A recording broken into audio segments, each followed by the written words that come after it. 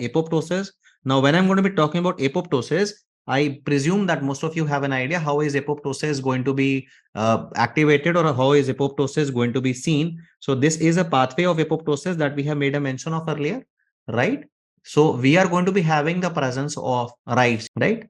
So this is the pathway of apoptosis, which I just want you to have an idea. In the intrinsic pathway, please recall this. In the intrinsic pathway, you are having a very important role played by mitochondria. Mitochondria, whenever certain genes are activated, the mitochondria is going to become leaky. When it becomes leaky, it is going to release cytochrome C. And this cytochrome C is responsible for causing activation of APF1, APAF1. This is responsible for causing formation of a hexamer, which is given the name of apoptosome. This apoptosome is responsible for causing activation of a caspase, which is given the name of initiator caspase number 9. As I always make a mention of this fact, this is a simple trick which will help you crack a question. In the intrinsic pathway, you have caspase 9. When you write 9, you have intrinsic. Caspase 9 is involved, right? This caspase 9 is now going to cause activation of executioner caspase, and executioner caspase are going to be given the name of 3, 6, and 7. What are caspases? Caspases are enzymes which are going to be causing a breakdown of the nucleic acids as well as the proteins. And that is what is going to be responsible for causing cell death. So what do you understand? You have a role of which organelle played over here? Mitochondria. Which is the cytochrome involved? Cytochrome C. Cytochrome C activates what? APF1. What is the name of the hexamer? Apoptosome. What is the name of the initiator caspase? This is going to be caspase 9. Executioner caspase, caspase 3, 6, and 7. If I'm talking about something which is going to be given the name of extrinsic pathway.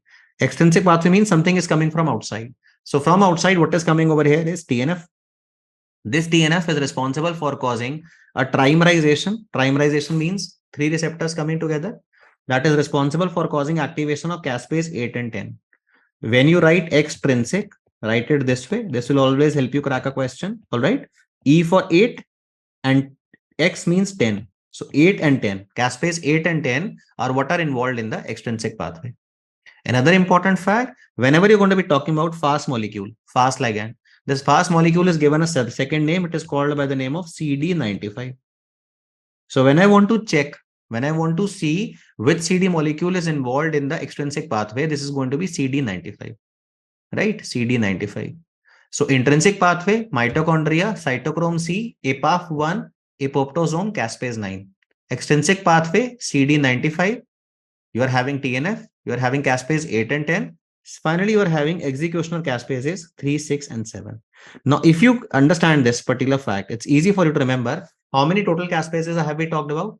Caspase 9, caspase 3, 6, 7, intrinsic pathway. Caspase 8, caspase 10, 3, 6, 7, extrinsic pathway. So in total, 3, 6, 7, 8, 9, 10. 3, 6, 7, 8, 9, 10. Total 6 caspases which are associated with the process of apoptosis. How is apoptosis going to take place? It's an example of a programmed cell death. So when you're talking about programmed cell death means it's an example of a process that is going to be controlled by genes. So apoptosis is going to be given the name of PCD, means programmed cell death. Are caspases involved over here? The answer is yes. So it's an example of a caspase dependent programmed cell death.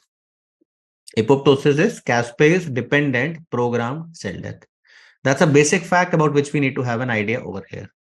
Once we are clear with this, we go back to our discussion, we go back to our table about which we just wanted to have an idea. Because you are having the activation of endonuclease enzyme. This is what I was referring to. This is given the name of smear pattern. This is smear pattern. Necrosis. Necrosis is having a smear pattern. And the other pattern that we talk about over here is apoptosis. On the left side, what you are having is a step ladder pattern. You are having step-like fashion of the nucleic acid fragments over here. So this is what is going to be given the name of a step ladder pattern. So step ladder pattern is what you are going to be having in association with apoptosis. So this is an image-based question that they have given you in the exam earlier.